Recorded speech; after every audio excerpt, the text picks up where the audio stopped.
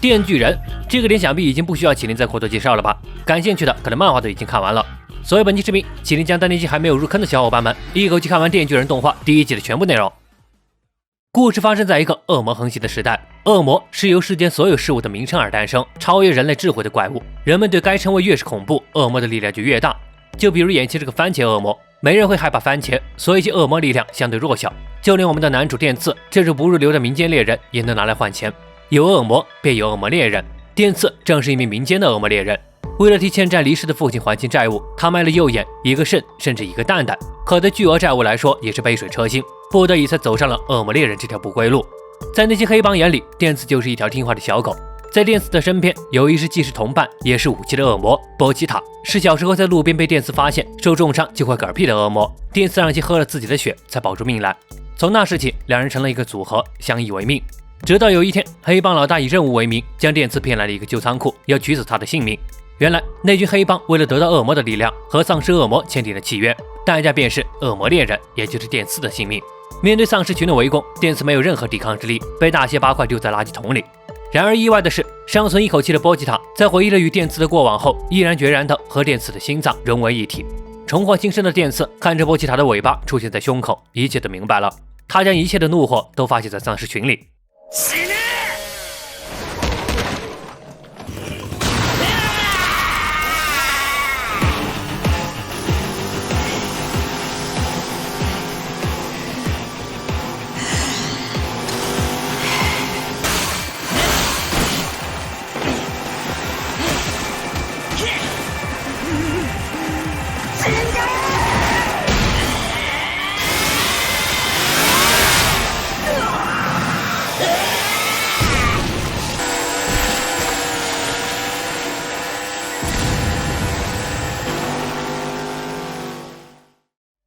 等隶属公安旗下的猎人赶到时，看着造成如此惨状的电次，领头的粉发女人给了电次2个选择：一是作为恶魔被当场处决，二是作为人类被他饲养。毫无疑问，电次选择了后者。将电次当狗屎的霸道女人名为马奇马。奇怪的是，电次非但没有不爽，甚至有点喜欢她，因为和那群黑帮不同，马奇马会关心她，会请她吃好吃的。甚至在听到电次询问马奇马喜欢什么样的男生时，她的回答是電治君みたいな人。电次算是彻底沦陷了，也正式成为了马奇马手下隶属政府部门的公安猎人。不仅福利好，还有带薪休假，比起他那有上顿没下顿的半吊子猎人好多了。另外，他也有了同事，背着一柄剑、酷酷的西装男早川秋。结果刚第1天出任务，就被早川秋给修理了一顿，并警告他明天要是再敢来，还会揍他。因为像电次这种吊儿郎当的人，干这种活儿是活不久的。可电次是什么人，当场就还了回去。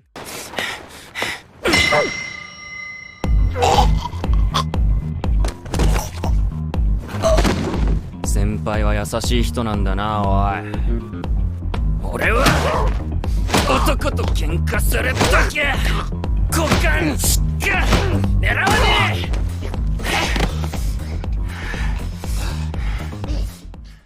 现在有吃有喝有工作的日子，要是让他舍弃掉，才跟死了没什么区别。就这样，两冤家不打不相识，成为了正式的伙伴。电次也暂时在早川秋家里住下了，两人同吃同住，一块出任务。但电次看待恶魔的态度，秋人是不能接受，因为在电次眼里，偶尔会心疼的恶魔杀害了他的一家人，包括其他同事，甚至楼下的警察，除了电次以外，都是赌上性命的。听了秋的一番话，电次也觉着，虽然现在生活很满意了，但总觉得缺少点目标，就像秋一心想要复仇一样，所以他给自己定下了一个目标：揉一揉女人的胸。这满脑子都是馒头的电次，还没想好怎么向马奇马开口，就迎来了他们班新的同事——头长犄角的魔人帕瓦。魔人是占据了人类尸体的恶魔，虽然和恶魔一样都是需要被消灭的对象，但帕瓦是有理智的，所以破例加入了他们队伍。就这样，秋带领这2个奇葩组成了公安对魔特异第4科。要是表现不好，电次和帕瓦可没有好下场。电次和帕瓦的组合可以说完美无间，一个满脑子想着怎么才能揉到胸，一个不带脑子的见魔就砍。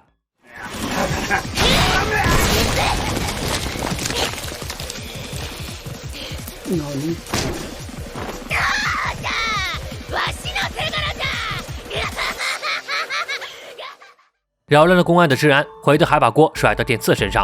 不过意外的是，帕瓦似乎非常害怕马奇马。一天的疲惫过后，帕瓦将他的目标告诉了电次，他是为了找回他的猫猫，并告诉电次，要是帮他找回猫猫，就让他揉胸。两人一拍即合。电刺瞬间充满了干劲儿，于是电刺跟着帕瓦来到了郊区。帕瓦指着郊区的屋子表示，抓走猫猫的恶魔就在那里头。可话刚说完，就一锤子给电刺敲晕了。原来为了救回自己的猫猫，帕瓦用电刺的性命向蝙蝠恶魔做了交换。可刚尝了口电刺的血，蝙蝠恶魔就恶心的想吐，那根本不是人类该有的味道。所以答应帕瓦交换的猫猫也被他一口吞进了肚子里。猫猫是帕瓦捡的一只流浪猫，原本是想着养肥了再吃掉，后来被蝙蝠恶魔抓住，用来要挟他时，帕瓦才明白他已经将猫猫视作了家人。看着心如死灰的帕瓦也被其一口吞掉，电刺怒了，嘴里嚷嚷着把他的胸部还回来，就变身电锯和蝙蝠恶魔一路杀到了城里。蝙蝠恶魔利用车里的人类限制电刺，随后用音波攻击，险些重创电刺，但还没有揉到胸呢，电刺是不会这么轻易死掉的。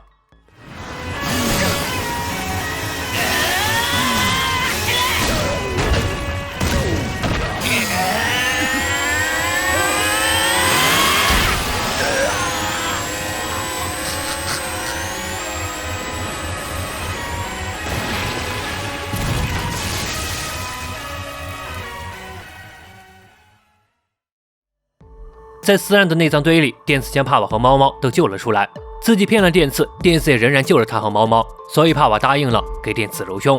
一听这话，把电刺激动坏了。可突然间，又是一只恶魔冒了出来，是循着味儿来替蝙蝠报仇的水蛭恶魔。为了保护身后的帕瓦和猫猫，即便是血液不够，已经变不了身的电刺，仍是吸引着恶魔的注意。可终究是凡人之躯，难以抗衡。关键时刻，早川秋终于及时赶到。コン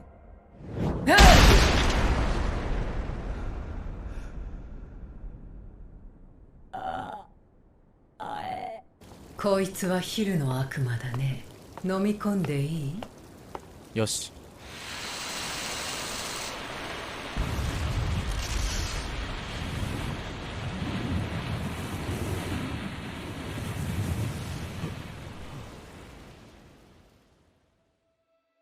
在病房里，秋将自己和狐狸恶魔签订契约的事情告诉了电刺。其实恶魔猎人大多都是如此，和恶魔签订了契约，付出一定条件得到恶魔的帮助。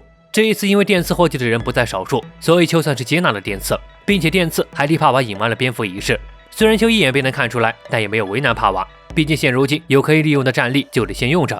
可直到第二天，帕瓦带着大包小包的行李入住他家时，他想后悔已经是来不及了，因为这可是马奇马的决定。于是这奇葩的3口之家诞生了。比起电刺的奇葩，帕瓦还要更离谱一点，从不吃素菜，厕所也不冲，也基本不洗澡，连电刺都忍不住要开骂。可一听到可以揉胸了，那些小事啥的全都抛在脑后。然而电刺满心期盼的人生目标并不像他想象中那么美好。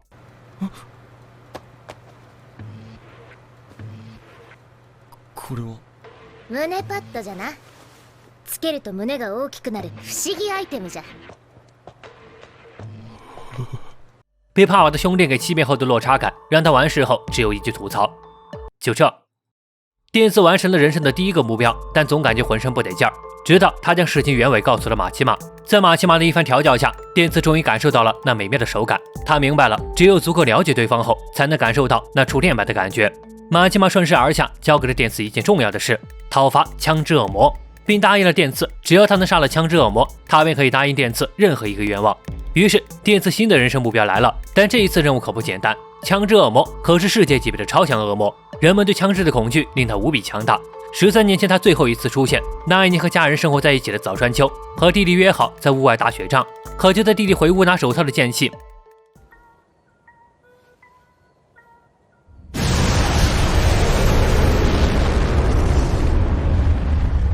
だいたい5分弱で120万人を殺した後、10の悪魔は今日まで姿を消している。那一次仅5分钟就死去了120万人。也因为那一次，加深了人们对恶魔的恐惧，导致所有恶魔都变强了。如此恐惧的枪支恶魔，电刺表示没问题，不过想要打败他，首先得先找到他。从他身上掉落的弹片达到一定数量，便会向其本体移动，而这些弹片一旦被其他恶魔吞噬，就会变得很强。所以接下来的任务便是打败恶魔，收集弹片。没多久，他们小队便接到了含有弹片恶魔的任务。除了他们3人外，还有2名新人小红和荒井，以及秋的前辈基野。基野前辈也是个狠人，答应电刺只要完成任务就奖励他一个舌吻。电刺哪里经得起这样的挑弄，带头便冲进了恶魔所在的公寓。看着几个不靠谱的新人们，秋很是无奈。这时基野突然回头说道：“秋可别死了呀！”在基野工作的几年里，已经死去了5位搭档，秋是第6位。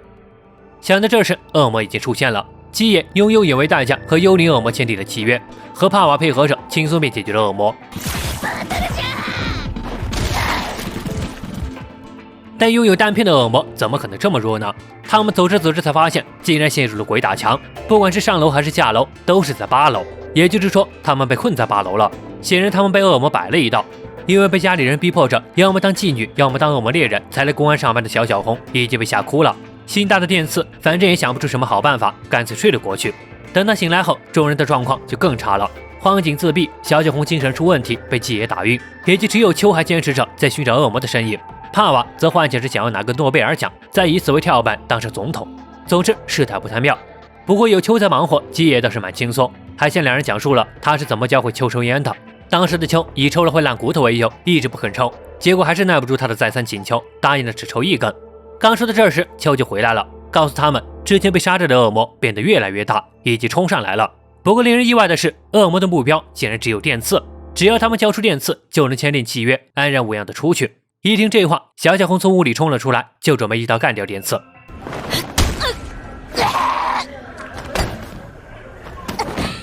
因为小红和荒川的恐惧，恶魔的力量越来越强。这时候，恶魔也道出了他的名号，原来他是永恒恶魔。随着整栋建筑的不断倾倒，以及小红和荒井不停喊叫着把电刺交出去，见势不妙的秋就准备拔出身后那使用便会减少寿命的武器，被基野给拦住。直到秋用身体替电刺挡住了小红那一刀，电刺实在忍受不了了，选择挺身而出。当然，电刺可不是白白送死。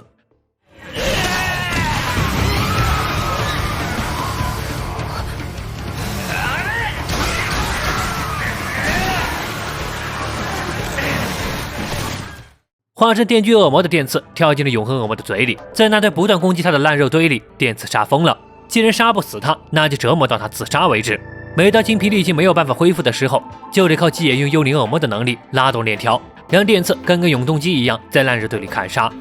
一直到基野困得眼冒金星，帕瓦和秋德睡了一觉，足足3天的折磨，终于干掉了永恒恶魔。他们全都活着出来了，离讨伐强魔又近了一步。事情结束后，公安部替小红几个新人举行了迟来的欢迎会。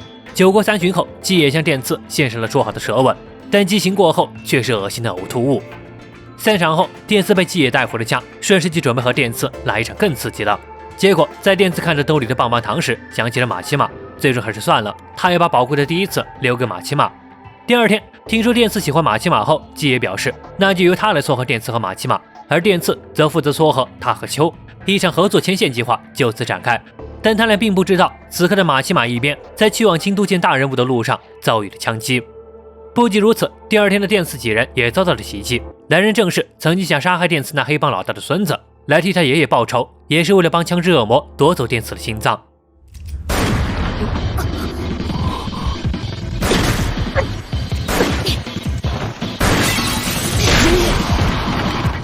几声枪响后，秋不带一丝犹豫，便召唤了狐狸恶魔，将其一口吞掉。然而，狐狸恶魔竟然被其从肚子里砍了出来。原来此人和电刺差不多，也是非人非恶魔，唯一不同的是，电刺是拿着电锯，此人是拿着武士刀。让帕瓦照顾受伤的电刺和基野，秋直接拔剑并顶了上去。其实他手里拿着的并不是剑，而是诅咒恶魔的长钉。在他用长钉刺中敌人3次后，诅咒恶魔便会现身将其处决。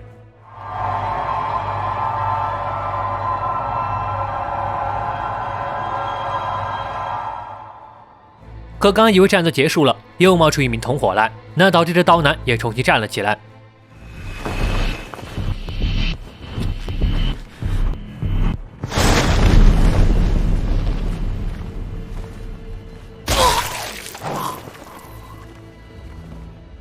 这实力的差距吓得帕瓦特不敢去帮忙，而基野的幽灵恶魔也很惧怕刀男的同伙，没时间决定了，既然是关乎秋的性命，基野无论如何都要去做。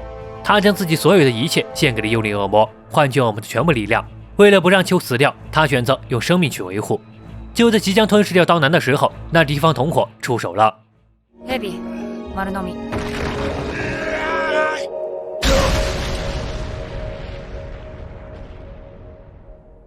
帰れ。当一切归于平静后，基野只剩下了衣物和眼罩。不过，基野用生命换来的机会也挽回了局势，拉动了电刺的链条。接下来便是电锯对决武士刀。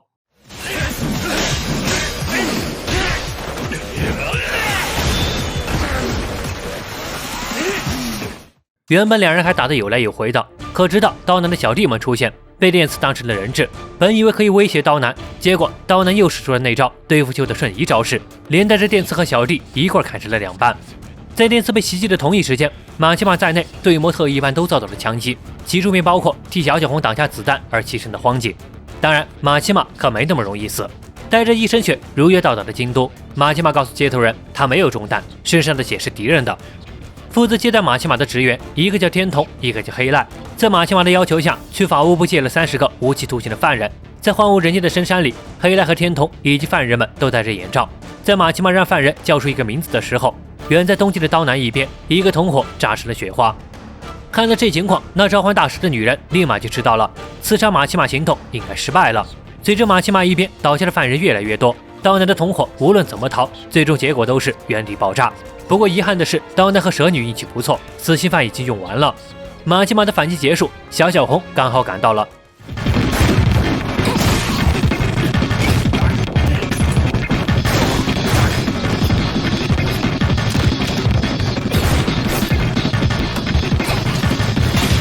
在他崩溃式的反击下，还有一个打不死的电刺版挡箭牌，蛇女只能带着刀男灰溜溜的逃走了。眼睁睁看着同事死在自己面前的小小红，情绪彻底崩溃了，决定等见了基野前辈就提出离职一事。但他并不知道，他永远也见不到基野了。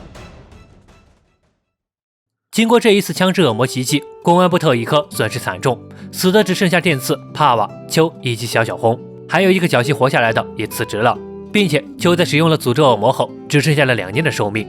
因为基野的死，秋狠狠地哭了一场，而电刺因为并没有感受到悲伤的心情，怀疑自己是不是连人性都丧失了。不过那也无关紧要，生活还得继续。为了强化剩余不多的特一科，马奇马找了专人来对电刺和帕瓦进行特训。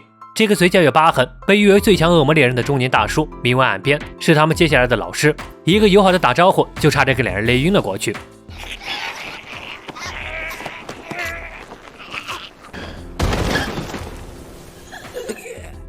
这顿两人喝血就能恢复的恶魔特性，岸边的训练方法是不停地猎杀他们。话一落下，便开始了特训，差不多可以看作是一边倒的屠杀。电刺和帕瓦仅一个照面就败了。从白天砍到黑夜，特训第1天，两人就足足被杀了20多次。接下来的日子就不好过了。电刺和帕瓦在变强的同时，秋一边也一样。在黑带和天童的提议下，秋作为普通人想要快速变强，最好的办法便是和更强的恶魔签订契约。在关押着恶魔的监狱里，秋死心的目的是未来恶魔。原本和这种强大的恶魔签订契约是会付出惨痛代价的，但未来恶魔在看了秋的未来后，只提出了一个要求：住在秋的右眼里，亲眼见证他惨死的未来。另一边，电刺和帕瓦的特训正有条不紊地进行着。今天两人配合不错，划伤了岸边的脸，得到了些许的赞扬。然而，安米告诉他们，明天将进行一场实战训练，任务是全员出动去杀掉刀男和蛇女。要是失败了，他会亲手将电刺和帕瓦处决。电刺笑着回应道：“到那时，他一定会饶了老师一命。”第2天，刀男和蛇女一边，自从上一次见识了马奇马的恐怖后，就一直提心吊胆躲在公司高层，楼里全是他们布置的丧尸军团，正等着电刺他们前来。时间一到，安米带着新组成的特异4科进入了大楼里，他还特意向其他警员警告，除了要提防敌人，还要注意这新4科的其他人，因为他们都不是人类。除了电刺和帕瓦，还有那便是鲨鱼，在墙里自由行走的鲨鱼魔人，因为实力太强而戴着面具的暴力魔人，平时会伪装成人类的蜘蛛魔人，以及接触会被吸出寿命的天使恶魔，再加上秋和小脚红，这便是新4科的所有成员。楼下的丧尸先交给了这些魔人，秋径直上楼，找到了杀害基野的仇人蛇女。可恨的是，蛇女竟然用幽灵恶魔来对付秋。就算右眼里住着未来恶魔，能提前预判攻击，但面对形态奇异的幽灵恶魔，就是双拳难敌4手，很快就跟个小鸡似的被抓住。就在即将动手之际，似乎是基野对秋的执念，令幽灵停下了动作，并将一支香烟递给了秋。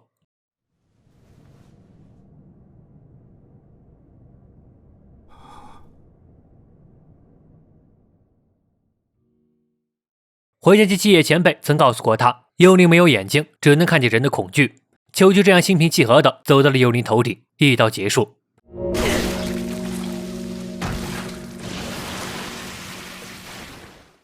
还想召唤大蛇的蛇女已经被不知从哪冒出来的小小红抵住了脖子，失去反抗之力时，被自己的大蛇给灭了口。原本小小红是想辞职来着，但年底要发奖金了，所以便多干了几天。与此同时，另一边的电次和帕瓦也正坐着前往高层的电梯上。帕瓦大张旗鼓的就和丧尸群干了起来，电次可没那么傻，直接上到了最顶上，找到了武士刀。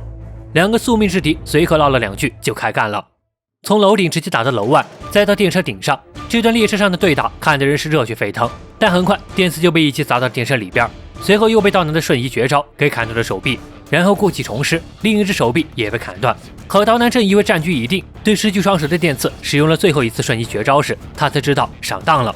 电次虽然没有手臂，但头顶上可还有柄电锯呢。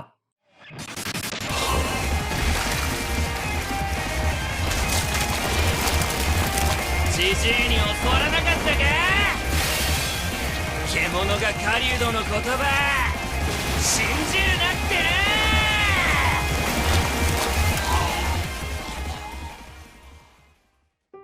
这场战斗最终还是电次赢了，将刀男拴在了电车轨道上。等秋赶到后，在电次的提议下，两人对着刀男的小宝贝就展开了一场酣畅淋漓的折磨大赛。响彻天际的惨叫声也是他们送给七野前辈最后的镇魂曲。刀男和蛇女的世界终于结束了。通过这次袭击，公安得到了不少枪支恶魔的弹片，数量已经足以令其朝着枪魔本体移动。接下来，一场针对枪支恶魔的讨伐之战即将打响。但动画第1季的故事到这里就要结束了，之后的剧情只有耐心等待第2季动画或后续漫画内容才有了。如果本期视频反响还不错，麒麟会继续制作《电锯人》后续漫画的内容，所以别忘了你的点赞和关注哦。好了，那么本期视频到这里就结束了，我是麒麟，我们下期见。